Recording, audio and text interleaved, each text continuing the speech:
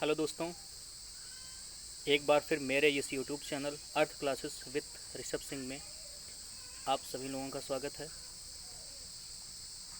जैसा कि ये मेरे बारे में एक सामान्य सा परिचय है, आप वीडियो को रोक करके देख सकते हैं। चलिए, ज़्यादा समय न लेते हुए हम चलते हैं आज के वीडियो के प्रमुख टॉपिक पर। यह चैनल के संदर्भ में एक परिचय है, आप इसे भी देखें। आज हम बात करेंगे भारत के भूगोल के अंतर्गत आने वाले भारत के प्रमुख दर्रों की।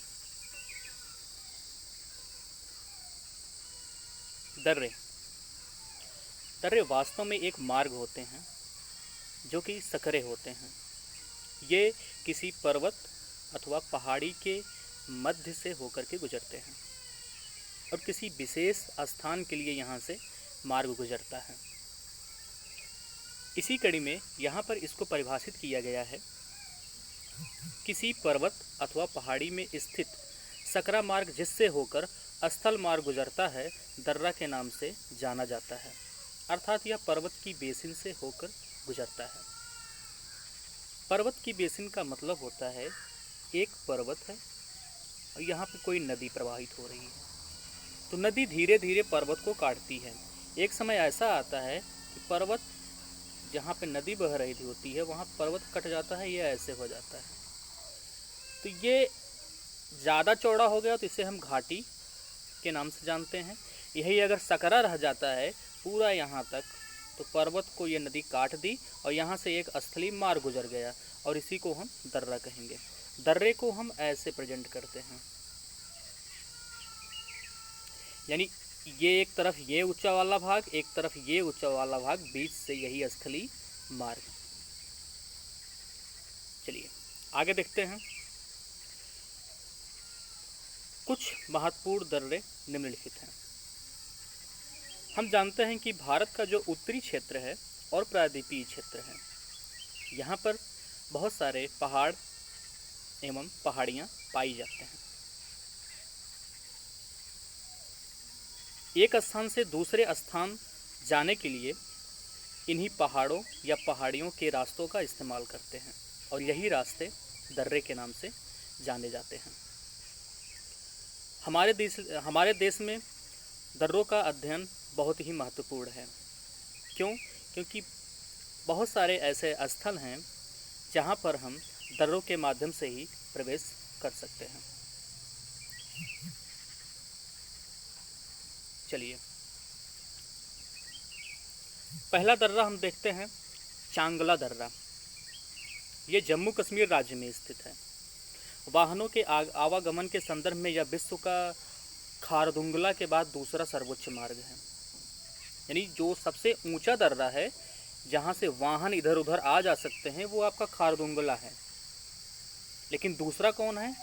चांगला दर्रा जम्मू कश्मीर में, जिसे हम अभी आगे मानचित्र के माध्यम से देखेंगे। दूसरा महत्वपूर्ण दर्रा है काराकोरम दर्रा। यह लद्दाख केंद्र शासित प्रदेश में स्थित है। यह भारत का सबसे ऊंचा दर्रा है। इस दर्रे से होकर यारकंद तथा बेसिन को मार्ग जाता है। ठीक, आगे देखते हैं अगला दर्रा, जोजिला दर्रा। यह जांचकर नहीं, ये जास्कर है, टाइपिंग मिस्टेक की वजह से जांचकर लिख दिया गया है। जोजिला दर्रा जास्कर श्रेणी में स्थित है, जिससे श्रीनगर से लेह का मार्ग गुजरता है।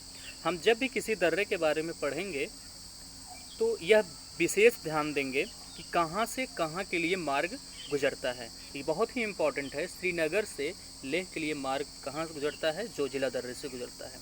इसी के बाद अगला दर्रा आता है आपका बुर्जिल दर्रा।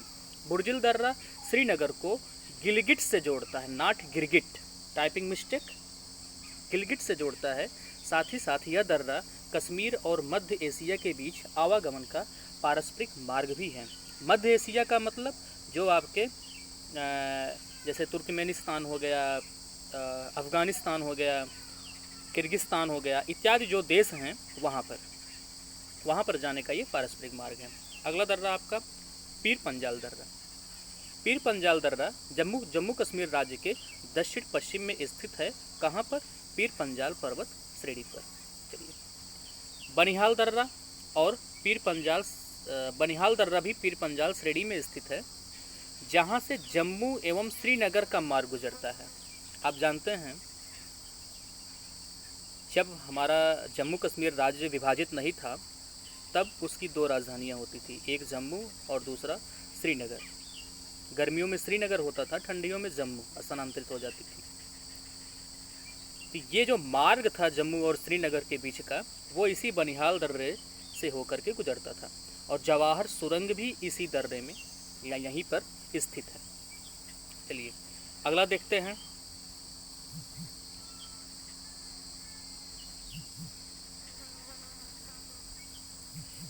सिपकिला दर्रा। अब आ जाते हैं हम हिमाचल प्रदेश के अंतर्गत। हिमाचल प्रदेश में जास्कर श्रेणी में स्थित है यह दर्रा। यह शिमला को तिब्बत से जोड़ता है और महत्वपूर्ण बात यह है कि इसी दर्रे के पास से हमारी सतलज नदी भारत में प्रवेश करती है। यह दर्रा भी भारत चीन के मध्य व्यापारिक मार्ग है। ये महत्वपूर्ण है। सबसे ज़्यादा महत्वपूर्ण यह है इसी दर्रे से होकर के जो सतलज नदी है वो भारत में प्रवेश करती है। अगला है देवसा दर्रा। देवसा दर्रा भी हिमाचल प्रदेश राज्य में स्थित है।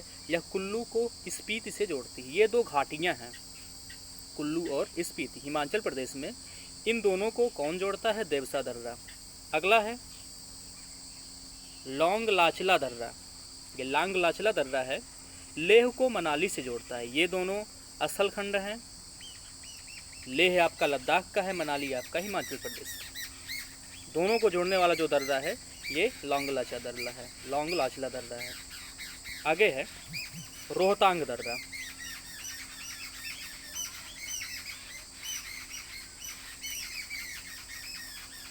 रोहतांग दर्रा हिमाचल प्रदेश की पीर पंजाल श्रेणी में स्थित है। पीर पंजाल और धौलाधर श्रेणी, ये दोनों श्रेणियाँ आपके हिमाचल प्रदेश एवं जम्मू कश्मीर में फैली हुई हैं। दोनों स्थल खंड पर ही ये पर्वत श्रेणियाँ पाई जाती हैं और इसी में बहुत सारे दर्रे आपके स्थित हैं। तो इसी में से एक आपका दर्रा रोहतांग दर्रा है जो हिमाचल प्रदेश की पीर पंजाल श्रेणी में स्थित है। आगे देखते हैं बड़ा लाचा दर्रा। ये हिमाचल प्रदेश की जास्कर पहाड़ियों में स्थित है, जिससे लेह और मंडी के बीच का मार्ग गुजरता है। लेह और मंडी ये दोनों भी स्थान हैं। ये दोनों बड़ा लाचला दर्रा द्वारा जुड़े हुए हैं। अगला है माना दर्रा। माना दर्रा को हम माड़ा दर्रा के नाम से भी जानते हैं, चिरबतिया दर्रे के नाम से जानते हैं और डोंगरीला दर्रे के नाम से भी जानते हैं। यह गढ़वाल को तिब्बत से जोड़ता है। उत्तराखंड की कुमायूं की पहाड़ी पर यह स्थित है और इसी दर्रे में देवताल झील स्थित है, जहाँ से सरस्वती नदी निकलती है। यह वह सरस्वती नदी है जो अलकनंदा की सहायक नदी है। और अलकनंदा किसकी सहायक नदी है? आपके भागीरथी या गंगा की सहायक नदी है। आगे देखते हैं नीति दर्रा। नीति दर्रा उत्तराखंड के ही कुमायूं हिमालय पर स्थित है। यानी कहीं न कहीं माड़ा, नीति और लिपू लेक ये दर्रे आसी पास स्थित हैं। यहाँ से मानसरोवर एवं कैलाश पर्वत का मार्ग गुजरता है। अर्थात जो श्रद्धालु कैलाश या मानसरोवर जाते हैं वो यहाँ से होते हुए जाते हैं। चलिए आगे देखते हैं लिपू लेक दर्रा। यह भी उत्तराखंड के ही कुमायूं क्षेत्र से जुड़ा हुआ है। यहाँ से तिब्बत को टकला कोट से जोड़ता है। माफ़ कीजिएगा, यह कुमायूं क्षेत्र को तिब्बत के टकला कोट से जोड़ता है।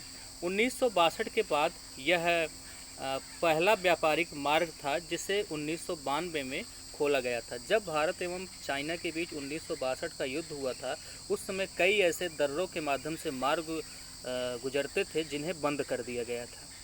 पहला मार्ग अगर सबसे पहले कोई खोला गया था तो वो आपका यही लिपू लेक दर्रा था।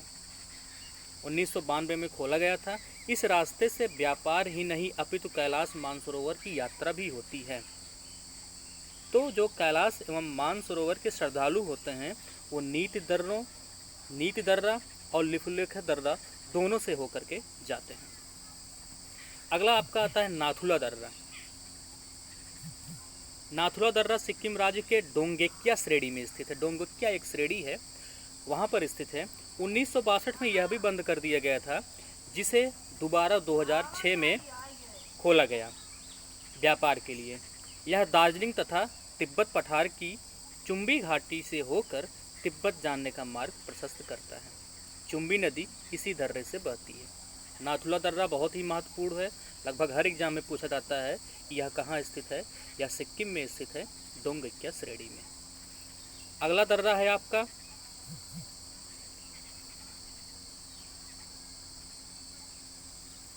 एक फैक्ट यह है कि भारत की सर्वोच्च अवस्थिति वाली चोलामू झील, ये डोंगिया दर्रा सिक्किम में स्थित है। डोंगिया एक दर्रा है सिक्किम में ही, नाथुला या जेलोपला के बाद जो है, यहाँ पर भारत की सबसे ऊंचाई पर स्थित झील चोलामू झील स्थित है। तो नोट कर लीजिएगा इसे आप सभी लोग। अगला दर्रा है जेलेपला। जेलेपला दर्रा सिक्किम में स्थित है। इसकी भी वही कहानी है जो आपके नाथुला दर्रे की है, अर्थात यहाँ से भी चुम्बी घाटी होकर के मार्ग गुजरता है। जैसे यहाँ पे हमने पढ़ा है कि यह दार्जिलिंग तथा तिब्बत पठार की चुम्बी घाटी होकर तिब्बत जाने का मार्ग प्रशस्त करता है। चुम्बी नदी इस दर्रे से होकर के बहती है। तो ठीक जेलेपला का भी यही रोल है, यही भूमिका है कि वहाँ से दार्जिलिंग तथा तिब्बत पठार की चुम्बी घाटी होकर तिब्बत जाने का मार्ग प्रशस्त होता है। आगे देखते हैं बोमडिला दर्रा। बोमडिला दर्रा अरुणाचल प्रदेश में स्थित है। अरुणाचल प्रदेश के उत्तरी पश्चिमी भाग में स्थित है। यानी अगर अरुणाचल प्रदेश का जो विस्तार है वो ऐसा है, तो यहाँ पर आपका ये दर्रा स्थित है, बोमडिला दर्रा। खास बात क्या है कि यहाँ से त्वांग घाटी होकर तिब्बत लहासा जाने का मार्ग गुजरता है। तिब्बत का जो सेंटर है वो लहासा है, तो त्वांग घाटी से होकर लहासा जाने का मार्ग गुजरता है। ये इंपॉर्टेंट है। यांग्याप दर्रा ये उत्तर पूर्व यहाँ पर स्थित है। इसके निकट ब्रह्मपुत्र नदी भारत में प्रवेश करती है, इसीलिए इसकी विशेषता ज़्यादा है और यहाँ से भी भारत एवं चीन के लिए मार्ग गुजरता है। ब्रह्मपुत्र नदी यहीं से आती है, ऐसे यहाँ पर मुड़ जाती है। जहाँ पे मुड़ती है या इसी दर्रे में ही मुड़ती है। चलिए अगला आपका दिफू दर्रा है। दिफू अरुणाचल प्रदेश के पूर्व में म्यांमार चीन की सीमा पर स्थित है।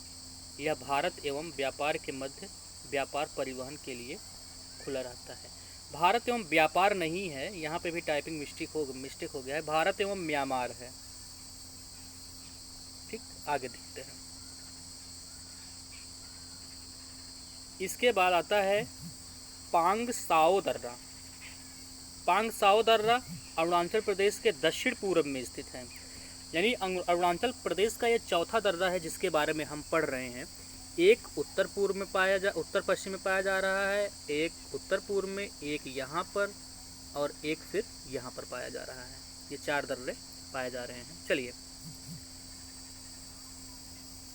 यहाँ से भी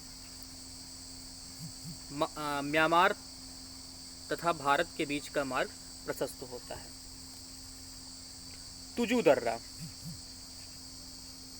तुजू दर्रा मणिपुर राज्य के दक्षिण पूर्व में स्थित है।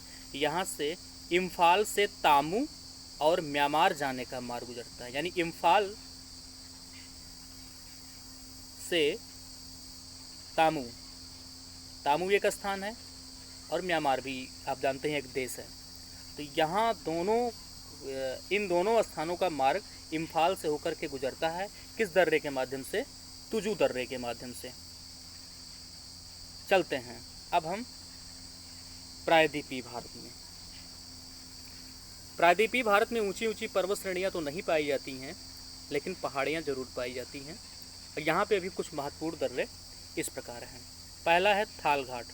थाल घाट प्रायद्वीपीय भारत का प्रमुख दर्रा है जो कि महाराष्ट्र राज्य में स्थित है। यहाँ से मुंबई, नागपुर, कोलकाता रेल एवं सड़क मार्ग गुजरता है। थाल घाट के बाद हम आते हैं भोर घाट। भोर घाट दर्रा भी महाराष्ट्र के पश्चिमी घाट में ही स्थित है, जहाँ से मुंबई एवं पुणे को सड़क व रेल मार्ग द्वारा जोड़ा जाता है।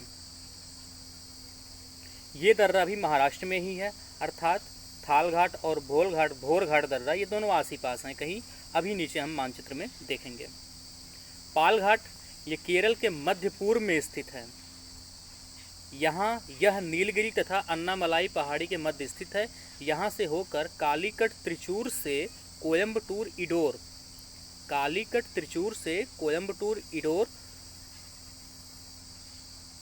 तक सड़क व रेल मार्ग गुजरता है। अगला है आपका सेनकोट्टा दर्रा। ये बहुत ही महत्वपूर्ण दर्रा है। ये केरल राज्य में स्थित है, इलायची पहाड़ी पर स्थित है, जो कि तमिलनाडु को केरल से जोड़ता है।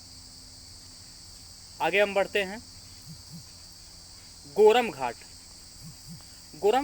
शायद यह नाम हम सभी लोग पहली बार सुन रहे हैं। ये गोरम घाट दर्रा जो है राजस्थान के सिरोही एवं जालौर शहर को उदयपुर शहर से जोड़ता है।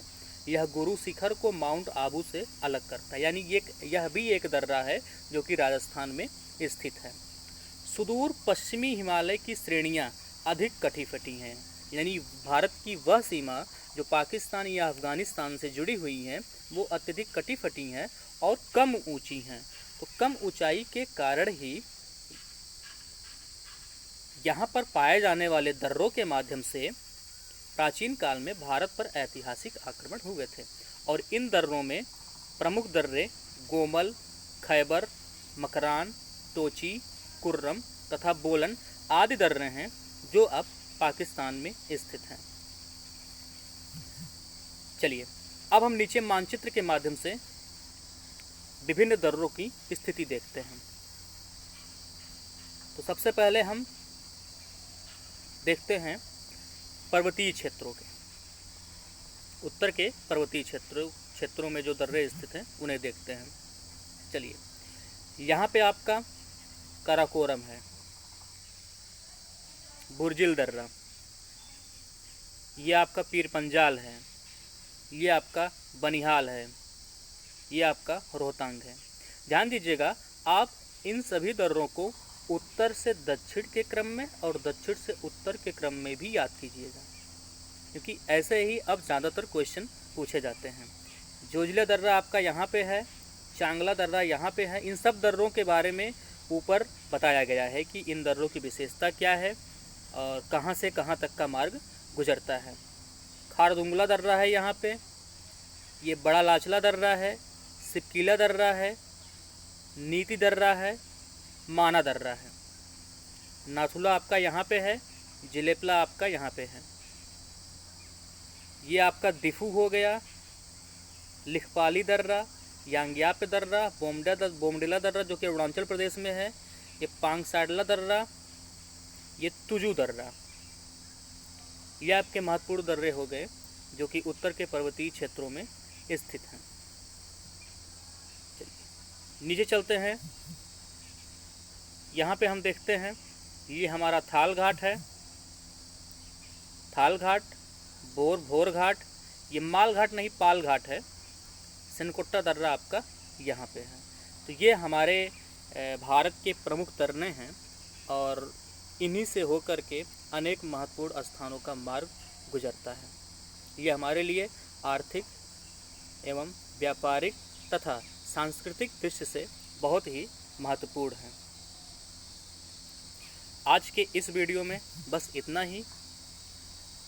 आगे आने वाले वीडियो में हम प्रायद्वीपीय भारत की बात करेंगे। आपसे निवेदन है कि आप अपने महत्वपूर्ण सुझावों के माध्यम से हमें हमारे इस वीडियो के बारे में कुछ ज़रूरी सलाह या महत्वपूर्ण सलाह ज़रूर दें। धन्यवाद।